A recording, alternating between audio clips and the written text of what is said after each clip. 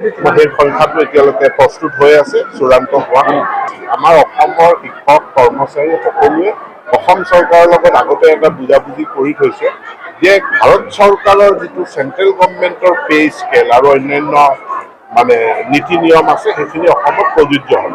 গতিকে আমি অসমত যিটো পে স্কেল দিওঁ এইটো চেন্ট্ৰেল গভৰ্ণমেণ্টৰ পে স্কেলটো। এতিয়া ইয়াতে কি কয় NPS-টো চেন্ট্ৰেল গভৰ্ণমেণ্টৰ পলিচি, গতিকে পে স্কেলটো আমি চেন্ট্ৰেল গভৰ্ণমেণ্টৰ ল'ম, পেঞ্চন পলিচিটো নল'ম, তেনেকুৱাটো কথাটো হ'ব নোৱাৰে।